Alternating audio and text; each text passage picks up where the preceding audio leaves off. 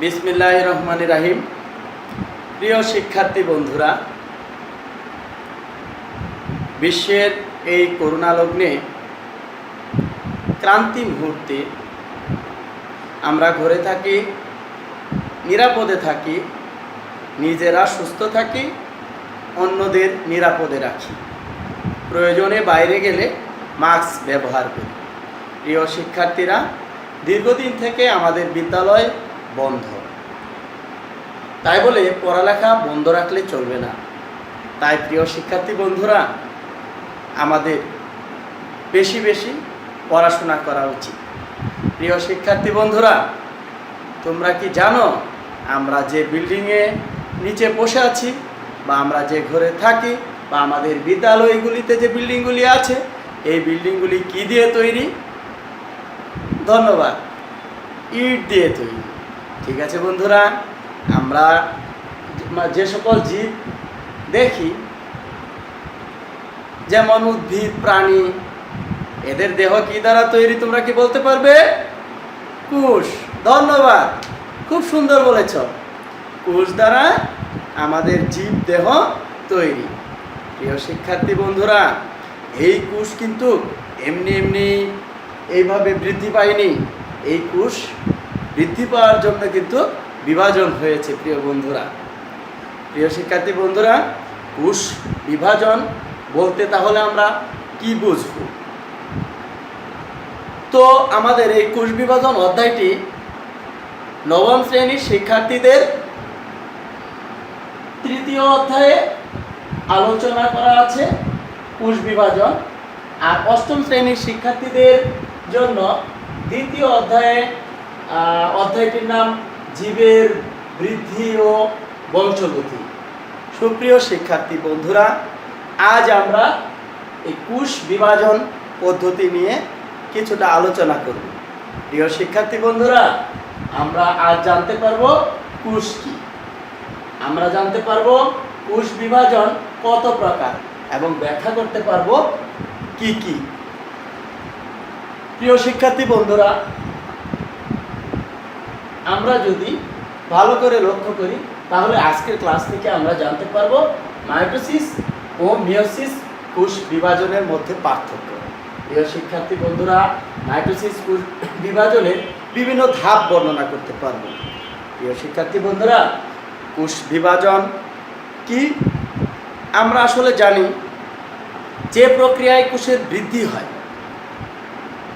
একটি কোষ থেকে একাধিক কোষ সৃষ্টি হয়, সেই প্রক্রিয়াটাকে বলবো আমরা কোষ বিভাজন। প্রিয় শিক্ষার্থী, তাহলে আমরা জানলাম কোষ বিভাজন একটি পদ্ধতির নাম, যে পদ্ধতিতে একটি কোষ থেকে একাধিক কোষ সৃষ্টি হয়। প্রিয় শিক্ষার্থী, তোমাদের বইয়ে লক্ষ্য করলে তোমরা দেখতে পাবে কোষ বিভাজন তিনটি পদ্ধতি, কোষ বিভাজনের তিনটি পদ্ধতি তোমাদের বইয়ে আলোচনা করা আছে। একটি পদ্ধতি হলো অ্যামাইটোসিস পদ্ধতি। তাহলে আমরা কোষ বিভাজন পেলাম, কোষ বিভাজন কোষ বিভাজন অধ্যায়ে আমরা কোষ বিভাজন করতে গিয়ে আমরা দেখতে পারলাম অ্যামাইটোসিস,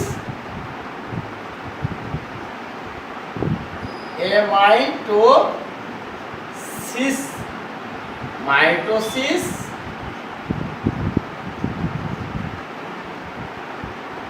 মিয়োসিস। প্রিয় শিক্ষার্থী বন্ধুরা, আমরা দেখতে পারলাম কোষ বিভাজন তিন ভাবে হয়ে থাকে, অর্থাৎ তিন ধরনের কোষ বিভাজন আমরা লক্ষ্য করি। একটি হলো অ্যামাইটোসিস, মাইটোসিস, মিয়োসিস।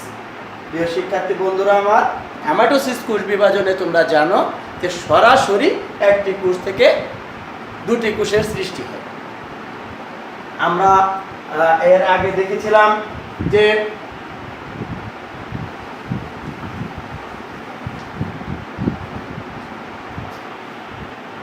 একটি কোষ, তার নিউক্লিয়াসকে যদি মনে করি এটি, তো দেখা যাবে এর নিউক্লিয়াস সরাসরি ডাম্বেল আকৃতি ধারণ করে।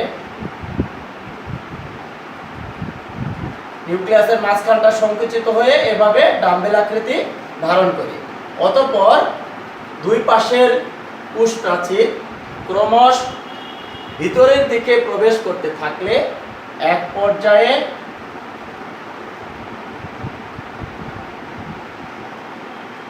ঠিক এরকম একটি গঠন লক্ষ্য করি এবং নিউক্লিয়াসটি প্রায় বিভাজিত হওয়া ভাব হয়েছে আর কি।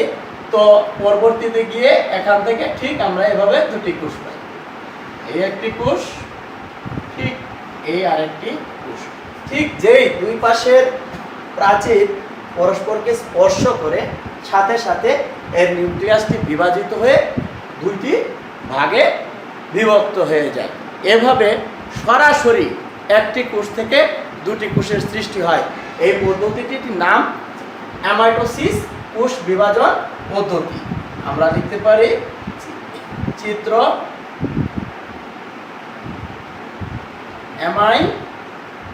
অ্যামাইটোসিস কোষ বিভাজন।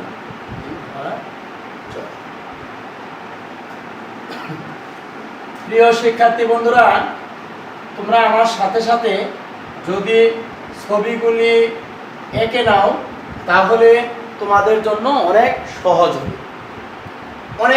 হবে। সুপ্রিয় শিক্ষার্থী বন্ধুরা, তাহলে আমরা দেখতে পারলাম, আবারও আমি বলছি, তোমরা একটু ভালো করে মিলিয়ে নাও। একটি কোষ, তার নিউক্লিয়াস, সাধারণত অ্যামাইটোসিস কোষ বিভাজন হয় নিম্ন শ্রেণীর আদি এককোষী জীবে। শিক্ষার্থী বন্ধুরা, নিউক্লিয়াসটি সরাসরি দুই ভাগে বিভক্ত হলো। এখানে আমরা দেখলাম প্রথমে মাঝখানটা সংকুচিত হলো, অতঃপর দুই পাশের প্রাচীর ক্রমশ ভিতরের দিকে আসতে থাকলো, নিউক্লিয়াসটি ডাম্বেল আকৃতি ধারণ করলো। দুই পাশের প্রাচীর যখন পরস্পরকে স্পর্শ করলো ঠিক দুটি ভাগে বিভক্ত হয়ে গেল। এভাবে একটি কোষ থেকে সরাসরি দুটি কোষে পরিণত হলো। তো যেহেতু এই কোষটি এককোষী জীব, মানে জীবটি এককোষী, অর্থাৎ এই অ্যামাইটোসিস প্রক্রিয়ায় এর কোষ বিভাজনের ফলে যদি একটি কোষ থেকে দুটি কোষের সৃষ্টি হয়, তাহলে শিক্ষার্থী বন্ধুরা আমরা কি বুঝতে পারবো? আমরা বুঝতে পারবো যে এই প্রক্রিয়ায় নিম্ন শ্রেণীর এককোষী জীব বংশ বিস্তার করে। তাহলে আমরা দেখলাম যে অ্যামাইটোসিস কোষ বিভাজনের প্রক্রিয়ায় নিম্ন শ্রেণীর জীব বংশ বিস্তার করে, কারণ তাদের জীবগুলি কেবলমাত্র একটি কোষ দ্বারাই গঠিত। যেই একটি কোষ থেকে দুটি কোষের সৃষ্টি হবে, তাহলে নিশ্চয়ই তারা দুটি আলাদা আলাদা জীবে পরিণত হবে। সুপ্রিয় শিক্ষার্থী বন্ধুরা আমার, এবার আমি যাচ্ছি একটু সামনের দিকে।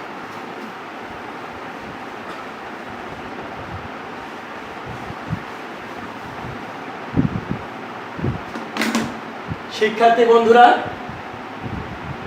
কোষ বিভাজনের শুরুতে নিউক্লিয়াস কিছু প্রস্তুতিমূলক কাজ করে, একে বলা হয় ইন্টারফেস দশা। কোষ বিভাজনের শুরুতে নিউক্লিয়াস কি করে? প্রস্তুতিমূলক কাজ করে। আর এই প্রস্তুতিমূলক কাজকে কি বলা হলো? ইন্টারফেস দশা। আর একটা বিষয় বন্ধুরা, কোষ যখন বিভাজিত হয় তখন এর নিউক্লিয়াসের বিভাজন ঘটে এবং সাইটোপ্লাজমের বিভাজন ঘটে। সুপ্রিয় বন্ধুরা, তোমরা তো জানো যে একটি কোষে নিউক্লিয়াস ব্যতীত সমোদয় কোষপ্রাচীর দ্বারা ঘেরা সমোদয় অংশটিকে আমরা কি বলেছিলাম? কি জানি আমরা? প্রোটোপ্লাজম। ঠিক এই প্রোটোপ্লাজমের এই নিউক্লিয়াস ব্যতীত সমস্ত অংশকে বলি আমরা সাইটোপ্লাজম। আর এই প্রিয় শিক্ষার্থী বন্ধুরা আমার, একটি কোষের কোষঝিল্লি দ্বারা ঘেরা সমুদয় অংশকে আমরা বলি প্রোটোপ্লাজম। আর এই প্রোটোপ্লাজমের ভেতরে নিউক্লিয়াস বাদে বাকি অংশটিকে বলি আমরা সাইটোপ্লাজম। তাই একটা কোষের যখন বিভাজন হয় তখন নিউক্লিয়াসের বিভাজন হয় এবং সাইটোপ্লাজমের বিভাজন হয়। নিউক্লিয়াসের বিভাজনটাকে কি বলি বন্ধুরা? হ্যাঁ, ক্যারিওকাইনেসিস। নিউক্লিয়াসের বিভাজনকে বলে কি? ক্যারিওকাইনেসিস। আর সাইটোপ্লাজমের বিভাজনকে কি বলে বন্ধুরা? সাইটোকাইনেসিস। Very good. তোমরা আগেও বিভিন্ন ক্লাসে যখন পড়েছ এই শব্দগুলির সাথে তোমরা অনেকটা পরিচিত। সুপ্রিয় শিক্ষার্থী বন্ধুরা, তো এখন আমরা যদি মাইটোসিস এবং অ্যামাইটোসিসের কথা ভাবি এবং মিওসিসের কথা ভাবি, তাহলে আমরা দেখতে পাবো যে নিম্ন শ্রেণীর এককোষী জীবে কেবলমাত্র অ্যামাইটোসিস হয়ে থাকে, আর মাইটোসিস এবং মিওসিস কোষ বিভাজন উঁচু শ্রেণীর জীবের ক্ষেত্রে হয়ে থাকে। সুপ্রিয় শিক্ষার্থী বন্ধুরা আমার, এবার আমি যদি মাইটোসিস কোষ বিভাজনে একটি কোষ নিয়ে আলোচনা করি, তাহলে আমরা দেখতে পাবো তার বিভাজনটা হয় অনেকটা এরকম। যদি এটাকে আমরা একটা প্রকৃত কোষ বা একটা উঁচু শ্রেণীর জীবের একটা ডিপ্লয়েড কোষ মনে করি, 2 প্রস্থ ক্রোমোজোম বিশিষ্ট ডিপ্লয়েড কোষ, দুই প্রস্থ ক্রোমোজোম যদি আমরা দেই তাহলে অনেকটা এরকম হবে। আমার সাথে বন্ধুরা সবাই ছবি আঁকবে, আমার সাথে সবাই ছবি আঁকবে। তাহলে এটা বিভাজিত হয়ে ঠিক এভাবে সম আকৃতির সমগুণ সম্পন্ন দুটি কোষে পরিণত হয়। এ সময় বন্ধুরা একটি ঘটনা ঘটে। আমরা যদি মনে করি যে 2 প্রস্থ ক্রোমোজোম, এই 2 প্রস্থ ক্রোমোজোম এরকম, তো এরকম 2 প্রস্থ ক্রোমোজোম এরকম, তো এদেরকে যদি আমরা এরকম লম্বালম্বিভাবে বিভক্ত করি, তাহলে নিশ্চয়ই বন্ধুরা দেখতে পাচ্ছ যে লম্বালম্বিভাবে বিভক্ত করার কারণে ঠিক যে কয়টি ক্রোমোজোম ছিল ঠিক সমান সংখ্যক ক্রোমোজোম বিশিষ্ট 2টি কোষ সৃষ্টি হবে, এবং প্রত্যেকটা কোষে কিন্তু নিউক্লিয়াসের কোনো ঘাটতি হওয়ার কোনো সম্ভাবনা নেই, কারণ যে কয়টি ক্রোমোজোম ছিল লম্বালম্বিভাবে বিভক্ত হয়ে সমান সংখ্যক ক্রোমোজোম বিশিষ্ট 2টি কোষ সৃষ্টি হবে। এই যে লম্বালম্বিভাবে বিভক্ত করে, এই যে দেখো বন্ধুরা আমার লম্বালম্বিভাবে এভাবে বিভক্ত করছি এবং ঠিক দুটার মধ্যে দিয়ে দিচ্ছি, দেখো তাহলে কি হয়। ঠিক এরকমটি হবে বন্ধুরা।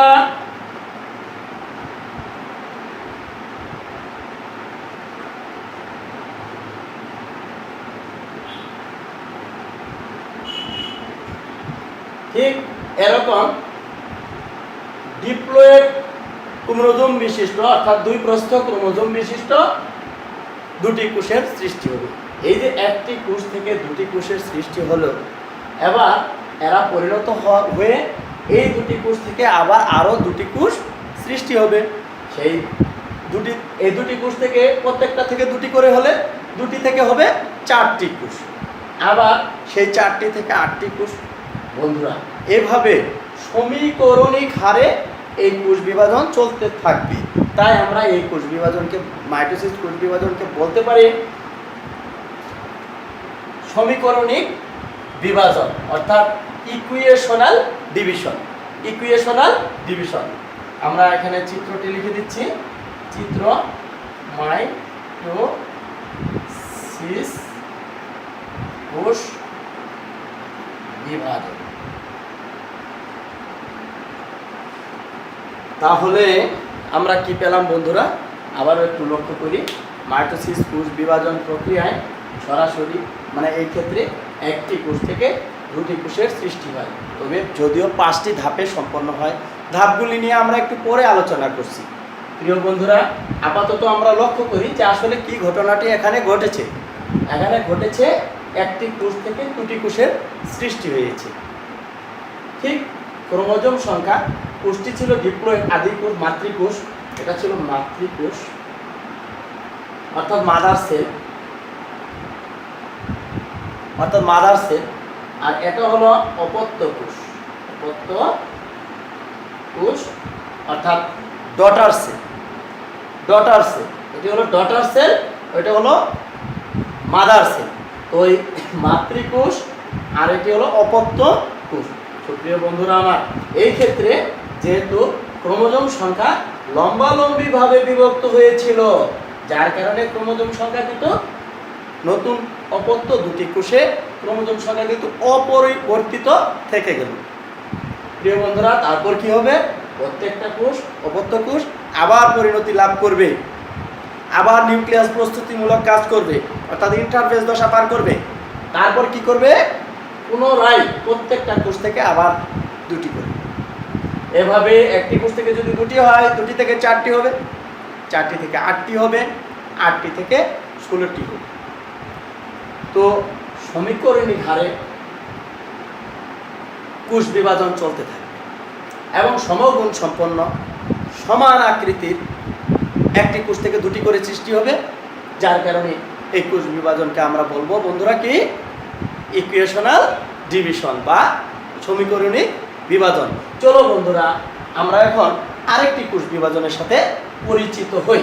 প্রিয় বন্ধুরা, এখানে আমরা একটি ডিপ্লয়েড কোষ দেখতে পাচ্ছি, একটি ডিপ্লয়েড কোষ, অর্থাৎ ক্রোমোজোম সংখ্যা 2 প্রস্থ।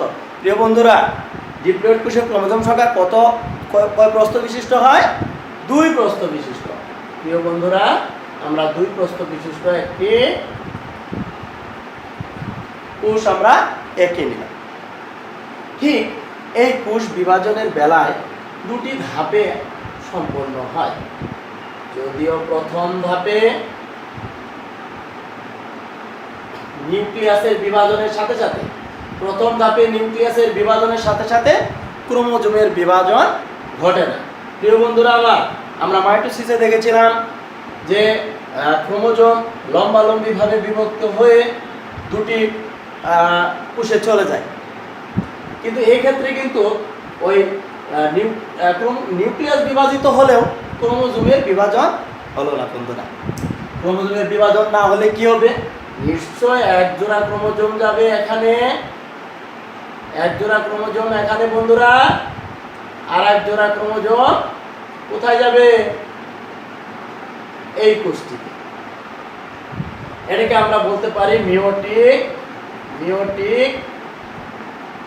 1, অর্থাৎ এক ধাপ, মিওটিক 1। ঠিক মিওটিকের দ্বিতীয় ধাপে যদি আমরা যাই, তাহলে আমরা লক্ষ্য করব নিউক্লিয়াসটি বিভাজিত হয়ে আরো দুটি করে কোষ উৎপন্ন করবে, বন্ধুরা। এবং এই ক্ষেত্রে 2n সংখ্যক ক্রোমোজোম থেকে এখানে কিন্তু ক্রোমোজোমের বিভাজন লম্বালম্বিভাবে ক্রোমোজোমের বিভাজন না হওয়ার কারণে বন্ধুরা ক্রোমোজোম সংখ্যা অর্ধেক হয়ে গেল। এখানে n সংখ্যক, এখানে n সংখ্যক। প্রিয় বন্ধুরা, দ্বিতীয় ধাপে অর্থাৎ মিওটিক 2 ধাপে আমরা লক্ষ্য করছি ক্রোমোজোমের নিউক্লিয়াসের বিভাজনের সাথে সাথে ক্রোমোজোম ঠিক লম্বালম্বিভাবে বিভক্ত হবে। 2 প্রস্থ ক্রোমোজোম এই যে লম্বালম্বিভাবে বিভক্ত হয়ে দুটি কোষে চলে গেল। তাহলে এই ক্ষেত্রে কিন্তু এখানে গিয়ে কিন্তু আর ক্রোমোজোম সংখ্যার কোনো পরিবর্তন হলো না বন্ধুরা। আমার সাথে ছবি আঁকতেছে তো সবাই ছবি এঁকে নিন। সাথে সাথে ছবি আঁকলে অনেক ছবি দেখতে আমাদের কাছে কঠিন মনে হয়, কিন্তু আমরা দেখে দেখে যখন আঁকি, একবার আঁকার পর ধারণাটা একটু স্পষ্ট হয়, আর একবার আঁকলে আরো স্পষ্ট হয়, তারপরে দেখা যায় প্রত্যেকটা ছবি সুন্দর হয়ে যাবে বন্ধুরা। তাহলে আমরা কি পেলাম? আমরা পেলাম যে একটি কোষ থেকে ঠিক 2 ধাপে 4টি কোষের সৃষ্টি হলো বন্ধুরা। 4টি কোষ, এটাও n সংখ্যক, এটাও n সংখ্যক, এটাও n সংখ্যক, এটাও n সংখ্যক। চিত্র লিখে দেই বন্ধুরা। চিত্র ছিল মিওসিস, কোষ বিভাজন। প্রিয় শিক্ষার্থী বন্ধুরা, আমরা মাইটোসিস কোষ বিভাজনের পাশেই ঠিক মিওসিস কোষ বিভাজনের ছবি এঁকেছি। আমরা দেখেছি যে মাইটোসিস কোষ বিভাজন হয় ডিপ্লয়েড কোষে, মিওসিস কোষ বিভাজন হয় একটা ডিপ্লয়েড কোষে। তবে এই ক্ষেত্রে আমরা জানি উঁচু শ্রেণীর জীব যারা যৌন প্রজনন প্রক্রিয়ায় বংশ বিস্তার করে, তাদের যখন যৌন প্রজনন ঘটে অর্থাৎ জনন কোষের মিলন ঘটে, তখন কিন্তু এই ডিপ্লয়েড জাইগোটটি সৃষ্টি হয়। আর এটি হয় বহুকোষী জীবের প্রথম কোষ। তোমরা জানো বন্ধুরা, এই কোষটা বারবার বিভাজনের ফলে একটি থেকে দুটি থেকে চারটি এরকম দ্বিগুণ হারে বাড়তে এত বড় উদ্ভিদ, এত বড় বড় প্রাণী, হাতি, ঘোড়া, মহিষ, বাঘ, এত বড় গাছ, বট গাছ, জাম গাছ, আম গাছ, কত গাছ আমরা দেখি, সবগুলি এই মাইটোসিস কোষ বিভাজনের ফলেই সম্পন্ন হয়। প্রিয় বন্ধুরা, জাইগোট সৃষ্টির পর যদি মাইটোসিস বিভাজন না হতো তাহলে কোনোভাবেই আমরা এত বড় বহুকোষী জীবের অস্তিত্বই আমরা লক্ষ্য করতে পারতাম না। প্রিয় বন্ধুরা আবার এই কোষটা বিভাজন না হলে জীবের ক্ষতস্থান পূরণ হয় না, জীবের বৃদ্ধি হয় না। ঠিক আছে বন্ধুরা, জীবের দেহকোষে এ ধরনের কোষ বিভাজন হতে হয়, অর্থাৎ মাইটোসিস কোষ বিভাজন হতে হয়। অপরদিকে প্রিয় বন্ধুরা, পাশের চিত্রে আমরা লক্ষ্য করছি মিওসিস কোষ বিভাজন। এখানে দুটি ধাপ লক্ষ্য করেছিলাম। একটি ধাপ ছিল মিওটিক 1, আর একটা ছিল মিওটিক 2। মিওটিক 1-এ যদি আমরা লক্ষ্য করি বন্ধুরা, এখানে আমরা দেখব এই কোষ, এটা ছিল মাতৃকোষ, মাতৃকোষ মাদার সেল। এটা ছিল ডটার সেল অর্থাৎ অপত্য কোষ। প্রিয় বন্ধুরা, এইখানে এই মাতৃকোষটি জননাঙ্গের যে কোষটি থেকে বিভাজন শুরু হয়েছে সেই কোষটিকে আমরা বলবো জনন মাতৃকোষ। এই কোষটি কিন্তু জননাঙ্গের একটি কোষ। জননাঙ্গের যে কোষটি মিওসিস প্রক্রিয়ায় বিভাজিত হয়েছে সেই কোষটিকে বলবো আমরা জনন মাতৃকোষ। এই জনন মাতৃকোষে মিওসিস বিভাজনের ফলে আমরা কি দেখতে পাচ্ছি, যে ডিপ্লয়েড কোষ থেকে প্রথম ধাপে হ্যাপ্লয়েড হয়ে গেছে, একটা থেকে দুইটা হয়ে গেছে। ঠিক দ্বিতীয় ধাপে যখন নিউক্লিয়াসের পুনরায় বিভাজন হলো তখন আমরা দেখতে পারলাম যে সেই ক্ষেত্রে কিন্তু ক্রোমোজোম সংখ্যা আর অর্ধেক হয়নি। তো মিওটিক 2 ধাপটা অনেকটা মাইটোসিসের অনুরূপ প্রিয় শিক্ষার্থী বন্ধুরা, কারণ এখানে 2 প্রস্থ ক্রোমোজোম থেকে 2 প্রস্থ হয়েছে, এখানে 1 প্রস্থ ক্রোমোজোম থেকে ঠিক 1 প্রস্থ ক্রোমোজোম বিশিষ্টই কোটি কোষ হয়েছে, যার কারণে অনেকটা আমরা মাইটোসিসের অনুরূপ বলতে পারি মিওটিক 2 ধাপটা। তবে সম্পূর্ণ বিভাজন, মিওসিস বিভাজন প্রক্রিয়াটিতে আমরা কিন্তু দেখতে পাচ্ছি বন্ধুরা, একটি কোষ থেকে 4টি কোষের সৃষ্টি হয়েছে। এই ক্ষেত্রে মাতৃকোষের ক্রোমোজোম সংখ্যার তুলনায় অপত্য কোষের ক্রোমোজোম সংখ্যা অর্ধেক হয়ে গেছে বন্ধুরা। একটি কোষ থেকে 4টি কোষ সৃষ্টি হয়েছে, কিন্তু ক্রোমোজোম সংখ্যা হয়ে গেছে কি অর্ধেক। যেহেতু মাতৃকোষের তুলনায় অপত্য কোষের ক্রোমোজোম সংখ্যা অর্ধেক হয়ে গেল, তাই প্রিয় বন্ধুরা এই কোষ বিভাজন প্রক্রিয়াটাকে আমরা বলতে পারি হ্রাসমূলক বিভাজন প্রক্রিয়া, অর্থাৎ ক্রোমোজোম সংখ্যা এখানে কমে গেছে। প্রিয় শিক্ষার্থী বন্ধুরা এখন যদি তোমাদেরকে বলি আমি যে তোমরা এই মাইটোসিস এবং মিওসিস কোষ বিভাজনের মধ্যে একটু পার্থক্য তৈরি করো, বা এর মধ্যে কি কি তফাৎ লক্ষ্য করা যায় লিখো, তাহলে তোমরা কি বলতে পারবে? তোমরা বলতে পারবে নিশ্চয় মাইটোসিস কোষ বিভাজন প্রক্রিয়ায় একটি কোষ থেকে 2টি কোষের সৃষ্টি হয়। এখানে বলতে পারবে মিওসিস কোষ বিভাজন প্রক্রিয়ায় একটি কোষ থেকে 4টি কোষের সৃষ্টি হয়। মাইটোসিস কোষ বিভাজন জীবের দেহকোষে হয়ে থাকে। আর মিওসিসের বেলায় বলতে পারো মিওসিস কোষ বিভাজন জননাঙ্গের জনন মাতৃকোষে হয়ে থাকে। মাইটোসিস কোষ বিভাজনের বেলায় তোমরা লিখতে পারো যে মাইটোসিস কোষ বিভাজনের ফলে জীবের দৈহিক বৃদ্ধি হয়, অর্থাৎ দেহকোষ সৃষ্টি হয়। আর মিওসিস কোষ বিভাজনের বেলায় বলতে পারবে এই ক্ষেত্রে একটি কোষ থেকে হ্যাপ্লয়েড কোষের সৃষ্টি হয় এবং বলতে পারো তোমরা জনন কোষের সৃষ্টি হয়। এই অপত্য কোষগুলি হ্যাপ্লয়েড, এরা হলো জনন কোষ। কোষ। প্রিয় শিক্ষার্থী বন্ধুরা, এখানে আমরা পেলাম জনন কোষ। এই জনন কোষ, যেহেতু আমরা যৌন জনন প্রক্রিয়ার ক্ষেত্রে আমরা জানি যে পুংজনন কোষ এবং স্ত্রীজনন কোষ মিলিত হয়ে জাইগোট সৃষ্টি হয় এবং এই জাইগোটের বারবার বিভাজনের ফলে একটি কোষ থেকে অসংখ্য কোষের সৃষ্টি হয় এবং বহুকোষী জীবের উৎপত্তি হয়। তো যৌন প্রজননের ক্ষেত্রে যেহেতু আমরা জানি এই ক্ষেত্রে হ্যাপ্লয়েড কোষ বিশিষ্ট ক্রোমোজোম বিশিষ্ট জনন কোষ সৃষ্টি হয়। আর এই জনন কোষ এখানে জনন কোষগুলি হয় শুক্রাণু হবে, না হয় ডিম্বাণু হবে। স্ত্রীজনন অঙ্গে হয় ডিম্বাণু, পুংজনন অঙ্গে হয় শুক্রাণু অর্থাৎ পুংজনন কোষ, আর স্ত্রীজনন অঙ্গে স্ত্রীজনন কোষ। এই কোষ হ্যাপ্লয়েড হওয়ার কারণে এই হ্যাপ্লয়েড দুটি কোষের যখন মিলন হয় তখনই ডিপ্লয়েড জাইগোট সৃষ্টি হয়। যদি মিওসিস প্রক্রিয়ায় বিভাজিত হয়ে এভাবে হ্যাপ্লয়েড জাইগোট সৃষ্টি না হতো তাহলে কোনোভাবে যৌন প্রজনন সম্ভব হতো না।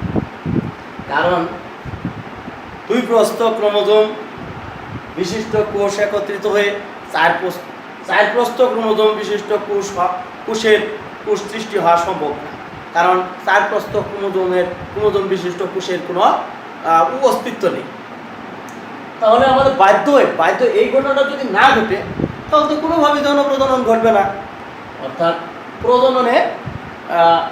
প্রজনন ক্রিয়া সম্পন্ন করতে মিওসিসের ভূমিকা অপরিসীম। এই বহুকোষী যত জীব আছে যাদের যৌন প্রজননের মাধ্যমে বংশবিস্তার হয় তাদের অবশ্যই মিওসিস হতে হবে। মিওসিসের মাধ্যমে হ্যাপ্লয়েড কোষ সৃষ্টি হবে অর্থাৎ জনন কোষ সৃষ্টি হবে এবং জনন কোষের মিলনের ফলে বহুকোষী জাইগোট সৃষ্টি হবে। তারপর মাইটোসিস বিভাজন হয়ে সেই জাইগোট থেকে বহুকোষী জীবের উৎপত্তি হবে। সুপ্রিয় বন্ধুরা, আরেকটি বিষয় আমাদের জেনে রাখার প্রয়োজন, সেটা হচ্ছে কিছু জীব আছে যারা হ্যাপ্লয়েড জীব। প্রিয় বন্ধুরা, যাদের দেহে জীবের দেহের কোষগুলি হ্যাপ্লয়েড, তারা তো সরাসরি জনন কাজে অংশগ্রহণ করে। প্রিয় বন্ধুরা, তারা তো সরাসরি জনন কোষের মতো হ্যাপ্লয়েড, তাহলে জনন কাজে সরাসরি অংশগ্রহণ করে ডিপ্লয়েড জাইগোট সৃষ্টি করতে পারে। তবে ডিপ্লয়েড জাইগোট সৃষ্টির পর তাদের দেহের অস্তিত্ব তো ডিপ্লয়েড না, ডিপ্লয়েড তো তাদের দেহের কোষ নয়। ফলে সাথে সাথে মিওসিস প্রক্রিয়ায় বিভাজিত হয়ে হ্যাপ্লয়েড কোষে পরিণত হয় এবং জীবের দেহকোষ এভাবে সৃষ্টি হয়। তাহলে আমরা কি পেলাম বন্ধুরা? আমরা পেলাম যে নিম্ন শ্রেণীর হ্যাপ্লয়েড জীবগুলিতে জাইগোট সৃষ্টির পর মিওসিস হতে হয়, আর উঁচু শ্রেণীর জীবগুলির ক্ষেত্রে জাইগোট সৃষ্টির পূর্বে মিওসিস কোষ বিভাজনের মাধ্যমে হ্যাপ্লয়েড কোষ অর্থাৎ জনন কোষ সৃষ্টি হয়।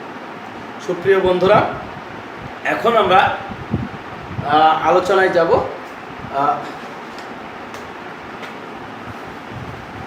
মাইটোসিস কোষ বিভাজনের বিভিন্ন ধাপ নিয়ে এখন আমরা আলোচনা করব। প্রিয় বন্ধুরা, মাইটোসিস কোষ বিভাজনের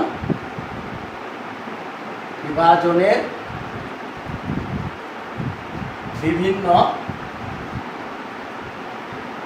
ধাপ।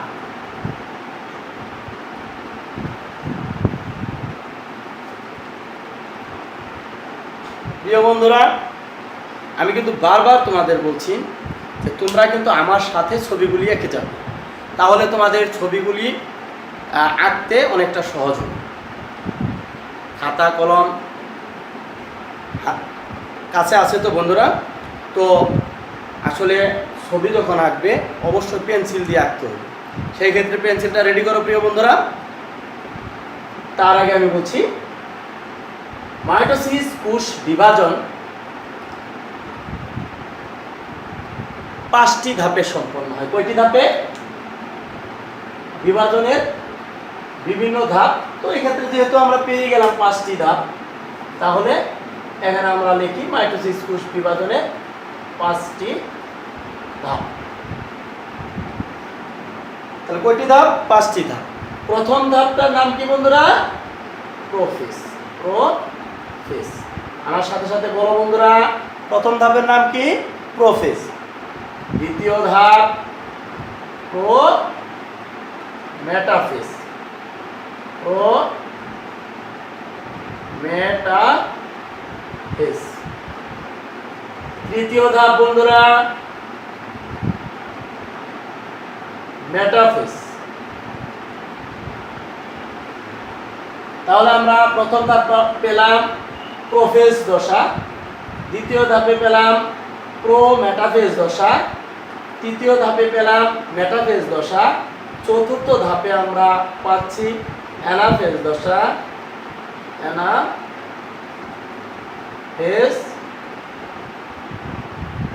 পঞ্চম ধাপটির নাম হবে টেলোফেজ। প্রিয় শিক্ষার্থী বন্ধুরা, তাহলে 5টি ধাপ আমরা কি কি পেলাম? আবার আমার সাথে একটু বলো। 1 prophase, 2 prometaphase, 3 metaphase, 4 anaphase, 5 telophase. ধন্যবাদ বন্ধুরা, অনেক সুন্দর বলেছ। তো prophase, metaphase, anaphase, telophase.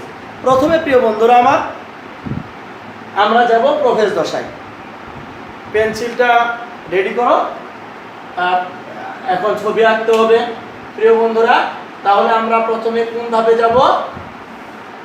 Prophase ধাপে। প্রোফেজ ধাপটি একটি দীর্ঘস্থায়ী ধাপ। এ ধাপে আমাদের 3টি ছবি আঁকতে হবে প্রিয় বন্ধুরা। আমরা জানি যে একটা কোষে যে নিউক্লিয়াসটি থাকে, এই নিউক্লিয়াসের মধ্যে নিউক্লিয়াস থাকে এবং তার সাথে ক্রোমোজোমগুলি এরকম জট পাকানো থাকে প্রিয় বন্ধুরা, এরকম জট পাকানো থাকে। তো এই দশায় আমরা শুরুতে গিয়ে যেটা পাবো সেটা হলো এই নিউক্লিয়াস পানি হারাবে। নিউক্লিয়াসের ক্রোমোজোম পানি হারাবে। এখানে আমরা দেখতে পাচ্ছি এই নিউক্লিয়াস এবং এর ক্রোমোজোমগুলি পানি হারাবে, অর্থাৎ পানি এখান থেকে কমে যাবে। এই পানি হারাতে থাকবে এবং নিউক্লিয়াসটি আকার একটু বড় হবে। প্রিয় বন্ধুরা, আমার সাথে সাথে ছবিটি ঠিক এইভাবে এঁকে নিবে।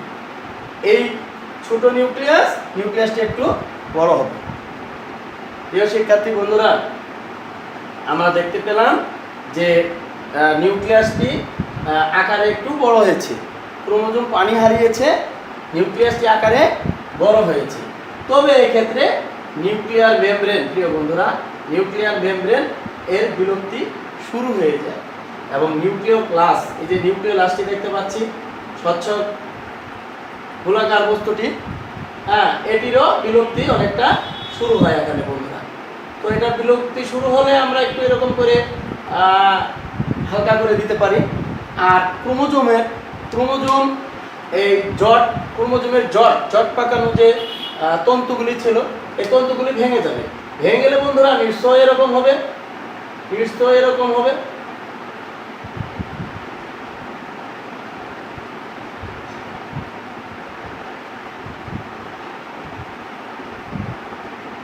অনেকটা এরকম হবে বন্ধুরা। তো এখানে আমরা কি দেখতে পেলাম যে ক্রোমোজোম পানি হারালো, নিউক্লিয়াস আকারে বড় হলো, নিউক্লিয়ার মেমব্রেন আস্তে আস্তে বিলুপ্তি শুরু হয়েছে এবং নিউক্লিওলাসেরও বিলুপ্তি শুরু হয়েছে। পরবর্তীতে গিয়ে ঠিক এই যে ক্রোমাটিড বাহুগুলি আমরা দেখতে পাচ্ছি, এই বাহুগুলি লম্বালম্বিভাবে বিভক্ত হয় এবং বন্ধুরা লম্বালম্বিভাবে বিভক্ত হয় এবং ক্রোমোজোমগুলি খাটো ও মোটা হয়। নিউক্লিওলাসের বিলুপ্তি শুরু হয়, নিউক্লিয়ার মেমব্রেনের বিলুপ্তি শুরু হয়। আর এখানে ক্রোমোজোমগুলি ক্রমশ এরকম খাটো ও মোটা হয়। তখন এদেরকে বন্ধুরা অনুবীক্ষণ যন্ত্রে অনেকটা স্পষ্ট দেখা যায়। হ্যাঁ, এটা কেমন দেখা যায়? অনুবীক্ষণ যন্ত্রে অনেকটা স্পষ্ট দেখা যায়। আমরা চিত্র দেখতে পারি প্রোফেস। আমরা ঠিক যেরকম ছবিটি আঁকবো ছবির সাথে মিলিয়ে বৈশিষ্ট্যগুলি তুলে ধরবো বন্ধুরা।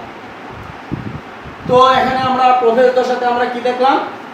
ক্রোমোজোম পানি হারালো, নিউক্লিয়াস আকারে বড় হলো, নিউক্লিয়ার মেমব্রেন এবং নিউক্লিয়াসের বিলুপ্তি শুরু হলো, ক্রোমাটিন জালগুলি ভেঙে গেছে। এই যে বন্ধুরা, জালগুলি ভেঙে গেছে, জালগুলি ভেঙে গেছে। এরকম তন্তু, তন্তু এরকম লম্বা তন্তু ভেঙে অনেকটা আলাদা আলাদা হয়ে গেছে।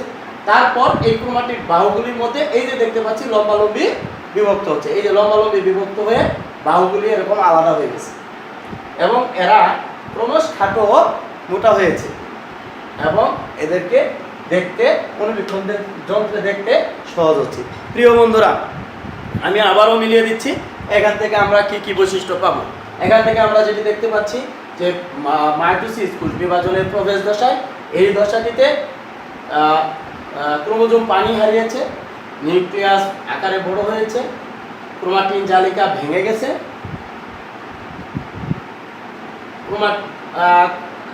ক্রোমোজোমের বাহুগুলি ক্রোমোজোমের সেন্ট্রোমিয়ার ব্যতীত এই মাঝখানে গোলাকার বস্তুটিকে আমরা সেন্ট্রোমিয়ার বলি, যার সাথে ক্রোমোজোমগুলি আটকানো, এই সেন্ট্রোমিয়ার ব্যতীত বাকি অংশগুলি লম্বালম্বিভাবে বিভক্ত হয়েছে। প্রিয় বন্ধুরা, লম্বালম্বিভাবে বিভক্ত হয়েছে এবং খাটো মোটা হয়েছে, ফলে অনুবীক্ষণ যন্ত্রে দেখতে স্পষ্ট হয়েছে।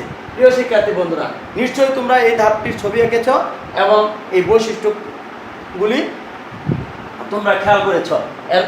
ছবি আঁকলে নিশ্চয়ই বৈশিষ্ট্যগুলিও তোমরা বলতে পারবে। প্রিয় বন্ধুরা আমার, এরপরের ধাপটির নাম কি ছিল বন্ধুরা? পরের ধাপটির নাম কি ছিল? প্রোমেটাফেজ দশা। ঠিক বলেছে বন্ধু। তো প্রোমেটাফেজ দশাতে কি ঘটনাটি ঘটে? এই ক্ষেত্রে ছবিটা যদি তোমরা ইচ্ছামতো আঁকতে যাও, হয়তো বা একটু আঁকা বাঁকা হয়, ছবি আঁকতে ভয় লাগে, এটা আবার কেমন ছবি। তো তার আগে তোমাদের একটা সহজ পরামর্শ দিচ্ছি। তোমরা আগে কোষ প্রাচীরটার ছবিটা এঁকে নিবে, অতঃপর ঠিক মাঝ বরাবর একটি সোজা করে দাগ দিবে, মাঝ বরাবর একটু সোজা দাগ দিবে প্রিয় বন্ধুরা। তারপর ঠিক মাঝখানে লম্বা দাগটির ঠিক মাঝখানে এই পাশে একটা ফোঁটা দিয়ে নিবে, এই পাশে একটা দিয়ে নিবে, সমান দূরত্বে বন্ধুরা। তারপর এই প্রান্ত থেকে এনে ঠিক এই প্রান্ত দিয়ে মাঝখান দিয়ে ঘুরে অন্য প্রান্তে নিয়ে আসবে। প্রিয় বন্ধুরা, আশা করি আমার সাথে তোমরাও ছবি আঁকতেছ। হ্যাঁ,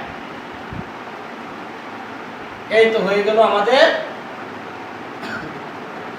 প্রোমেটাফেজ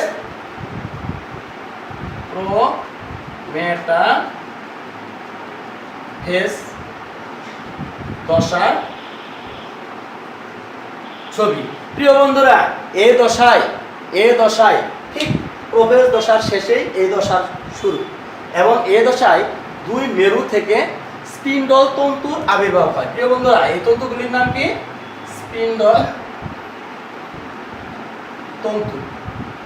প্রিয় বন্ধুরা, এই স্পিন্ডল তন্তুগুলি একত্রে একটা যন্ত্র তৈরি করেছে, যে যন্ত্রটার নাম মাকু যন্ত্র, স্পিন্ডল যন্ত্র। এই যন্ত্রটাকে আমরা কি বলতে পারি? এই যন্ত্রটাকে আমরা বলবো স্পিন্ডল যন্ত্র। প্রিয় বন্ধুরা, এই স্পিন্ডল যন্ত্রে যে স্পিন্ডল তন্তুগুলি থাকে, এরা ক্রোমোজোমকে আকর্ষণ করে বলে এদেরকে আকর্ষণ তন্তু বলা হয়। আকর্ষণ তন্তু বলা হয়। তো এই সবগুলি তন্তু ক্রোমোজোমকে আকর্ষণ করলেও প্রিয় বন্ধুরা, সবগুলি তন্তু যদি ক্রোমোজোমকে আকর্ষণ করে, সবার সাথে ক্রোমোজোম যুক্ত হয় না। যে তন্তুগুলির সাথে ক্রোমোজোম যুক্ত হয় বন্ধুরা, যে তন্তুগুলির সাথে যুক্ত হয় তাদেরকে বলা হয় ক্রোমোজোমাল তন্তু। যদি আমরা মনে করি যে এই তন্তুটির সাথে এরকম ক্রোমোজোম যুক্ত হয়েছে, যদি মনে করি এই তন্তুটির সাথে এরকম ক্রোমোজোম যুক্ত হয়েছে, তাহলে এটিকে আমরা বলতে পারবো ক্রোমোজোমাল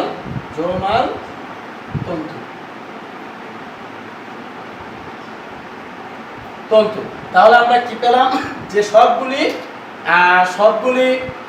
তন্তুর সাথে কিন্তু ক্রোমোজোম যুক্ত হবে না, হতে পারবে না, ঠিক সবাই আকর্ষণ করবে, যার কারণে আমরা সবাইকে স্পিন্ডল তন্তু বলবো। কিন্তু এর মধ্যে যে তন্তুগুলির সাথে ক্রোমোজোম যুক্ত হয়েছে বন্ধুরা, সেটিকে আমরা বলবো ক্রোমোজোমাল তন্তু। তাহলে কি আমরা একটা কথা বলতে পারি বন্ধুরা, সকল তন্তুই প্রোমেটাফেজ দশায় সকল তন্তুকে আমরা স্পিন্ডল তন্তু বলবো, কিন্তু সকল তন্তুকে ক্রোমোজোমাল তন্তু বলতে পারবো না। আমরা বলতে পারি, তাহলে একটি প্রশ্ন লিখে নাও বন্ধুরা, সকল ক্রোমোজোমাল তন্তুই স্পিন্ডল তন্তু, কারণ সবগুলো স্পিন্ডল তন্তু, এটিও স্পিন্ডল তন্তু, এটিও স্পিন্ডল তন্তু, এটিও স্পিন্ডল, এটিও স্পিন্ডল। বন্ধুরা আমরা দেখতে পাচ্ছি সকল তন্তুই স্পিন্ডল তন্তু, কিন্তু সবগুলিকে কি আমরা ক্রোমোজোমাল তন্তু বলেছি? না, আমরা সবগুলিকে ক্রোমোজোমাল তন্তু বলতে পারি না। যেগুলির সাথে ক্রোমোজোম, যে তন্তুগুলির সাথে ক্রোমোজোম যুক্ত হয়েছে তাদেরকে আমরা বলেছি ক্রোমোজোমাল তন্তু। প্রিয় শিক্ষার্থী বন্ধুরা, এই দশায় নিউক্লিয়ার মেমব্রেন প্রায় বিলুপ্তির পথে বন্ধুরা। এই যে আমরা মেমব্রেনটা দিচ্ছি, এই মেমব্রেনটা প্রায় বিলুপ্তির পথে। নিউক্লিওলাসেরও একই অবস্থা, প্রায় বিলুপ্তির পথে। তাহলে এই দশায় আমরা কি কি বৈশিষ্ট্য পেলাম বন্ধুরা, আবার একটু মিলিয়ে দিই। প্রোমেটাফেজ দশায় দুই মেরু থেকে স্পিন্ডল তন্তুর আবির্ভাব হয়। স্পিন্ডল তন্তুগুলি স্পিন্ডল যন্ত্র তৈরি করে। স্পিন্ডল যন্ত্রটি দেখতে জালগুনা মাকু আকৃতি, তাই একে মাকু যন্ত্র বলে থাকি। বন্ধুরা তোমরা জানো না যে জাল বোনানো যে মাকুটি আছে, সেই মাকুটির দুই প্রান্ত কিন্তু এরকম সরু, যার কারণে এটাকে মাকু যন্ত্র বলা হয়েছে। এবং এই মাকু যন্ত্র যে তন্তুগুলি আছে এগুলি আমরা জানি স্পিন্ডল তন্তু। তো যাই হোক, এই দশায় শেষের দিকে, মানে এই দশায় নিউক্লিয়ার মেমব্রেন এবং নিউক্লিওলাস প্রায় বিলুপ্তির পথে। তাহলে আবারও মিলিয়ে নিব বন্ধুরা, আমার সাথে সাথে সবাই একটু বলো। হ্যাঁ, একটি একটি করে বৈশিষ্ট্য বলো তোমরা। হ্যাঁ, একটি বৈশিষ্ট্য হলো কি, দুই মেরু থেকে স্পিন্ডল তন্তুর আবির্ভাব হয়। স্পিন্ডল তন্তুগুলি স্পিন্ডল যন্ত্র তৈরি করে, যা দেখতে জালবোনা মাকু আকৃতি, তাই একে মাকু যন্ত্র বলা হয়। স্পিন্ডল তন্তুগুলি ক্রোমোজোমকে আকর্ষণ করে, বিধায় একে আকর্ষণ তন্তু বলে। প্রত্যেকটা আকর্ষণ তন্তুর সাথে ক্রোমোজোম যুক্ত হয় না। যে তন্তুগুলির সাথে ক্রোমোজোম যুক্ত হয় তাকে বলা হয় ক্রোমোজোমাল তন্তু। প্রিয় শিক্ষার্থী বন্ধুরা, এই দশার শেষের দিকে নিউক্লিয়ার মেমব্রেন এবং নিউক্লিওলাসের প্রায় বিলুপ্তির পথে, অর্থাৎ প্রায় বিলুপ্তির দিকে থাকে। তো ধন্যবাদ বন্ধুরা, আমরা চলে যাব এর পরের দশায়। আমরা তাহলে কি কি দশা শেষ করলাম? প্রোফেজ দশাটি শেষ করেছি, প্রোমেটাফেজ দশাটি শেষ করেছি। এবার আসবো আমরা কোন দশায় বন্ধুরা? প্রোমেটাফেজ থেকে মেটাফেজে চলে আসবো। ঠিক বলেছ, মেটাফেজ দশা। ঠিক এই দশায়ও বন্ধুরা আগের মতোই কোষ প্রাচীরটি এঁকে নাও, মাঝখানে একটি সোজা দাগ দিয়ে নাও, দাগের এই পাশে সমান দূরত্বে চিহ্ন করে নাও। এবার ঠিক এভাবে যুক্ত করে নাও, একদম স্ট্রেট। এখানে একটু কম হতে পারে বন্ধুরা। অনুবীক্ষণ যন্ত্রে যদি আমরা কোষ বিভাজন পর্যবেক্ষণ করি তাহলে এরকম ছবি দেখতে পাবো। তো এটা এখানে পেয়েছিলাম আমরা মেটাফেজ দশা। প্রিয় বন্ধুরা, এই দশাতে আমরা ঠিক দেখতে পাবো, এই দশাতে নিউক্লিয়ার মেমব্রেন এবং নিউক্লিওলাস সম্পূর্ণ বিলুপ্ত।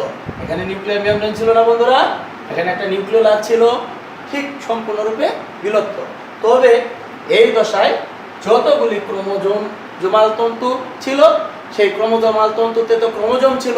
এই ক্রোমোজোমগুলি বন্ধুরা বিষুবীয় অঞ্চলে চলে আসবে, সবগুলি বিষুবীয় অঞ্চলে চলে আসবে, সবগুলি এরকম বিষুবীয় অঞ্চলে চলে আসবে। এবং ক্রোমাটিড বাহুগুলির মধ্যে এক ধরনের বিকর্ষণ কাজ করবে, যার কারণে এরকম মানে একটা প্রজাপতির মতো দেখা যাবে। কিসের মতো দেখা যাবে বন্ধুরা? প্রজাপতি। কি হলো? প্রোমেটাফেজ দশা, এটা মাঝামাঝি দশা, কোষ বিভাজন যেহেতু পাঁচটা দশার মধ্যে একটি তৃতীয় দশা, অবশ্যই এটি মাঝামাঝি একটা দশা। তো এই মেটাফেজ দশা, মাঝখানের দশাটিতে আমরা যেটি লক্ষ্য করলাম যে এখানে ক্রোমোজোমগুলি বিষুবীয় অঞ্চলে চলে আসছে। আর নিউক্লিয়ার মেমব্রেন তো সম্পূর্ণ বিলুপ্ত, নিউক্লিওলাস সম্পূর্ণরূপে বিলুপ্ত, এবং ক্রোমোজোম সবচেয়ে খাটো মোটা হবে, ক্রোমোজোমগুলি সবচেয়ে খাটো মোটা হবে। এটা কিন্তু এই দশার একটা অনন্য বৈশিষ্ট্য যে ক্রোমোজোমগুলি বিষুবীয় অঞ্চলে চলে আসবে, এবং ক্রোমাটিড বাহুগুলি সবচেয়ে খাটো মোটা হবে। ঠিক আছে বন্ধুরা? তাহলে এই দশার বৈশিষ্ট্যগুলি আমরা আবার একটু ভালো করে মিলিয়ে নিই। ঠিক ছবির সাথে আমরা দশার বৈশিষ্ট্যগুলি ছবির সাথে মিলিয়ে লিখব। এক, এ দশায় নিউক্লিয়ার মেমব্রেন সম্পূর্ণরূপে বিলুপ্ত। দুই, এ দশায় নিউক্লিওলাস সম্পূর্ণরূপে বিলুপ্ত। তৃতীয় ক্ষেত্রে আমরা বলতে পারি, 3 নম্বর বৈশিষ্ট্য বলতে পারি, ক্রোমোজোমগুলি বিষুবীয় অঞ্চলে চলে আসছে।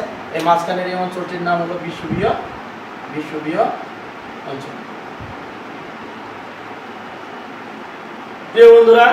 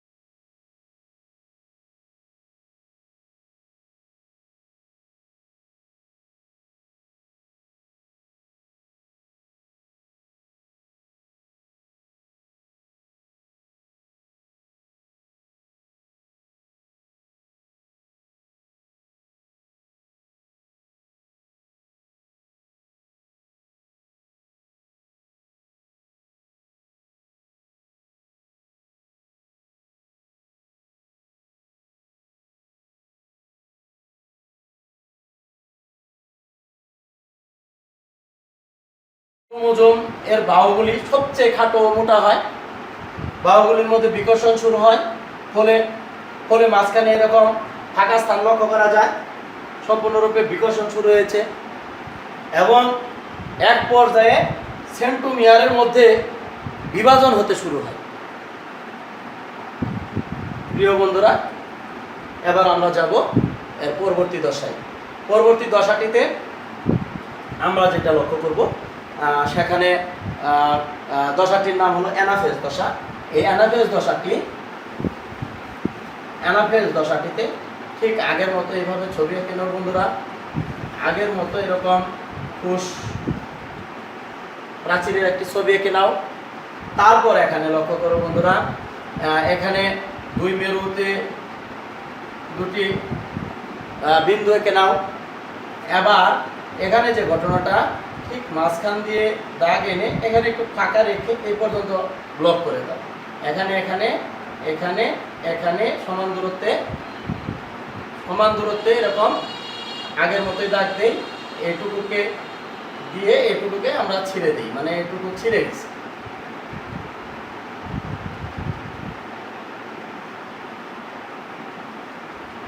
অর্থাৎ এই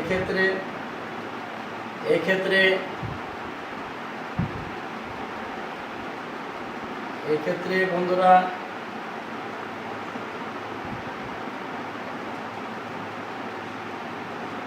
এই ক্ষেত্রে ঠিক যে মুহূর্তে মেটাফেজ দশার সমাপ্তি হয়েছে, অর্থাৎ সেন্ট্রোমিয়ারের বিভাজন শুরু হয়েছিল, তারপরে এই দশার উৎপত্তি। এই দশাতে যেটি ঘটেছে, সেন্ট্রোমিয়ার সম্পূর্ণ দুই ভাগে বিভক্ত হয়েছে। প্রিয় বন্ধুরা, আমরা যদি একটা ক্রোমোজোমকে এইভাবে আঁকি, এর মাঝখানে সেন্ট্রোমিয়ারটি যদি দুই ভাগে ভাগ হয়ে যায়, নিশ্চয়ই বন্ধুরা এরকমটি হবে, এবং এই যে ক্রোমাটিন তন্তু মাঝখানে ছিঁড়ে যায় এবং তন্তুগুলি ক্রমশ মেরুর দিকে আসতে থাকে, যার কারণে সেন্ট্রোমিয়ারগুলি মেরুগামী হয়ে গেলেও ক্রোমাটিড বাহুগুলি থাকে অধোগামী, অর্থাৎ মেরুর বিপরীত দিকে এরকম পড়ে থাকে। যেহেতু ক্রোমাটিন তন্তুগুলি ক্রমশ মেরুর দিকে আসতেছে, আর মাঝখানে ক্রোমাটিন তন্তুগুলি সেন্ট্রোমিয়ারের সাথে লাগানো, সেই ক্ষেত্রে যদি এরকম টান পড়ে, তাহলে আমরা শুরুতে যদি দুটি বেলুন বেঁধে, দুটি বেলুনের মুখ এক জায়গায় বেঁধে শুরুতে যদি আমরা রাখি, সুতা দিয়ে যদি টেনে রাখি, তাহলে দেখা যাবে যে স্রোতের বিপরীত দিকে বেলুনের বিপরীত বাহুর মতো অংশগুলি থাকবে আর মুখটা ঠিক সামনের দিকে থাকবে। এরকম একটা ছবি আমরা এখানে লক্ষ্য করব, ঠিক এরকম। তো এই ক্ষেত্রে এই সেন্ট্রোমিয়ারের মেরুগামী চলন এবং বাহুগুলির অধোগামী চলনের সময় অপত্য ক্রোমোজোমগুলি কখনো ভি, কখনো এল, কখনো জে, কখনো আই আকৃতি ধারণ করে বন্ধুরা। তো ভি আকৃতি ধারণ করে যখন ঠিক সেন্ট্রোমিয়ারটি মাঝখানে থাকে।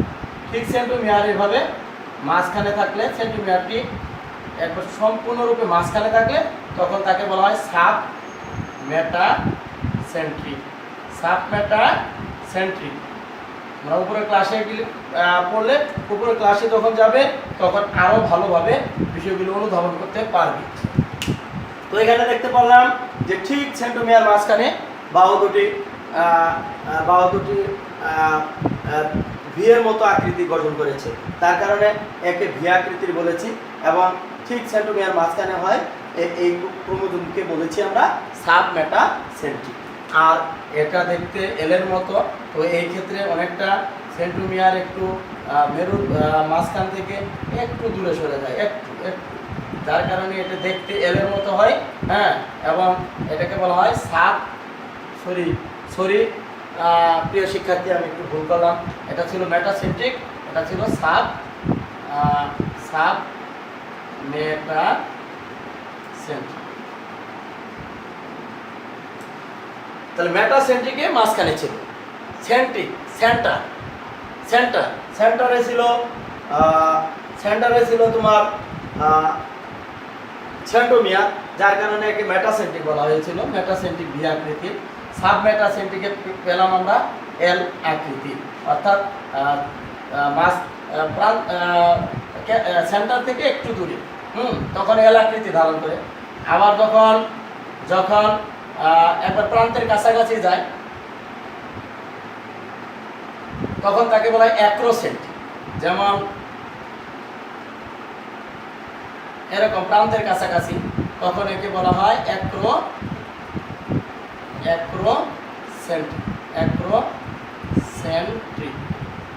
অ্যাক্রোসেন্ট্রিক। আর যখন একবার প্রান্তে যায়, অর্থাৎ এরকম ঠিক প্রান্তে থাকে, তখন তাকে আমরা বলি, এরকম একদম প্রান্তে থাকলে তখন আমরা তাকে বলি টেলোসেন্ট্রিক।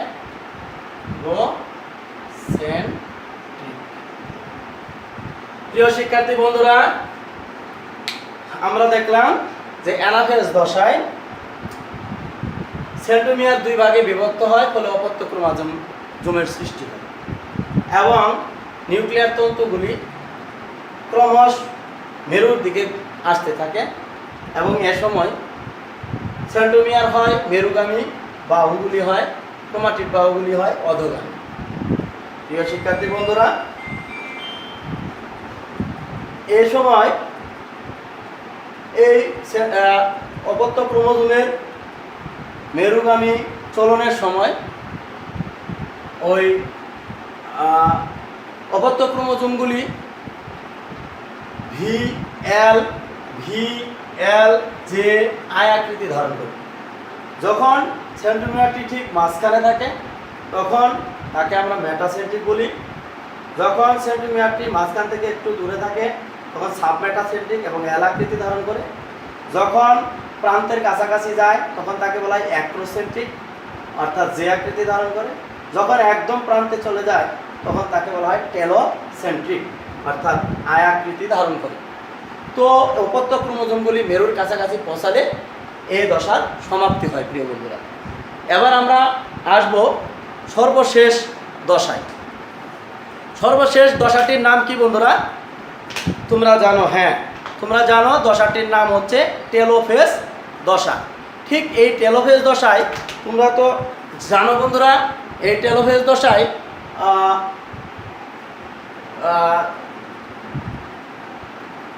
এই মেরুর কাছাকাছি যখন অপত্য ক্রোমোজোম পৌঁছে যায়, অ্যানাফেজ দশার সমাপ্তি ঘটে এবং টেলোফেজ দশার উৎপত্তি হয়। তো ঠিক বন্ধুরা, টেলোফেজ দশায় অনেকটা আমরা যদি লক্ষ্য করি কোষঝিল্লি, কোষপ্রাচীর, ঠিক এই দশাটি প্রোফেজ দশার বিপরীত দশা। কারণ প্রোফেজ দশায় দেখেছিলাম ক্রোমোজোম পানি হারায়, এখানে ক্রোমোজোম পানি শোষণ করে এবং ক্রমশ এই ক্রোমোজোম পানি শোষণ করে এবং ক্রোমাটিন তন্তুগুলি লম্বা হয় এবং জট পাকায়, নতুন করে নিউক্লিয়ার মেমব্রেন, নিউক্লিওলাসের সৃষ্টি হয়। যেমন এখানে যদি নিউক্লিওলাসের সৃষ্টি হয়, তারপরে নিউক্লিয়ার মেমব্রেনের যদি এরকম সৃষ্টি হয়, ক্রোমোজোমগুলি যদি পানি গ্রহণ করে এরকম লম্বা হয় এবং তন্তুগুলি এরকম জট পাকায়, ঠিক নতুন একটা নিউক্লিয়াসে পরিণত হয়। ঠিক বিপরীত পাশে তো একই ধরনের ঘটনা ঘটবে বন্ধুরা। এখানেও ঠিক একটা নিউক্লিয়ার মেমব্রেন সৃষ্টি হবে, নিউক্লিওলাসের আবির্ভাব হবে, হ্যাঁ, ক্রোমাটিন তন্তুগুলি পানি গ্রহণ করে এরকম জট পাকাবে। হ্যাঁ, ঠিক এভাবে আমরা ওই দুটি অপত্য নিউক্লিয়াস পেয়ে যাব। তো এ সময় আমরা জানি বন্ধুরা, কোষে এন্ডোপ্লাজমিক রেটিকুলাম আছে বন্ধুরা। এই এন্ডোপ্লাজমিক রেটিকুলাম ঠিক মাঝখান বরাবর এসে একটা কোষ প্লেট বা পর্দার সৃষ্টি করে এবং দুটি অপত্য কোষের সৃষ্টি হয়। আবার উদ্ভিদ কোষে আমরা লক্ষ্য করি যে কোষ ঝিল্লি থেকে কোষ প্রাচীর ক্রমশ এরকম ভিতরের দিকে ঢুকতে থাকে, এরকম কোষ প্রাচীর ক্রমশ ভিতরের দিকে ঢুকতে থাকে।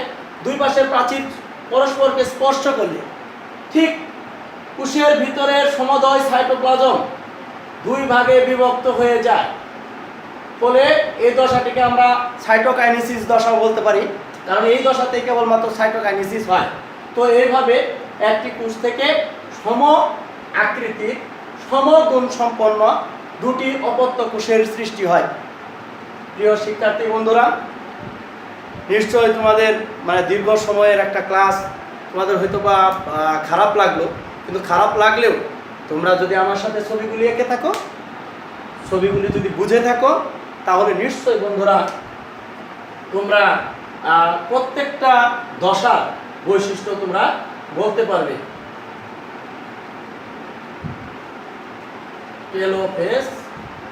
টেলোফেস দশা। প্রিয় শিক্ষার্থী বন্ধুরা, তোমরা বাড়িতে বসে মাইটোসিস এবং মিওসিস কোষ বিভাজনের মধ্যে একটি পার্থক্য তৈরি করবে। পাশাপাশি আর একটা প্রশ্ন দিচ্ছি তোমাদের, সেটি হলো মাইটোসিস এবং মিওসিসের গুরুত্ব লিখবে। ঠিক যেদিন আমরা এই মহামারী থেকে, এই করোনা মহামারী থেকে আমরা রক্ষা পাব, আমাদের স্কুল যেদিন খুলব, সেই দিন বন্ধুরা সবাই মাইটোসিস কোষ বিভাজনের বিভিন্ন ধাপগুলির চিত্র এঁকে বিভিন্ন সকল ধাপের কমপক্ষে 3টি করে বৈশিষ্ট্য লিখে এনে আমার কাছে জমা দিবে। প্রিয় শিক্ষার্থী বন্ধুরা, আমি তোমাদের আবারও সতর্ক করছি, ঘরেই থাকো, নিরাপদে থাকো, নিজেকে নিরাপদ রাখো, অন্যদের নিরাপদে রাখো, এবং বাইরে গেলে অবশ্যই অবশ্যই অবশ্যই মাস্ক ব্যবহার করো। আর বারবার সাবান দিয়ে বা হ্যান্ড জীবাণুনাশক দিয়ে হাত পরিষ্কার করবে। ঘরেই থাকো, সুস্থ থাকো, নিরাপদে পড়াশোনা করো, ভালো থেকো, স্বাস্থ্যের যত্ন নিও। খুদা হাফেজ। ধন্যবাদ শিক্ষার্থী বন্ধুরা।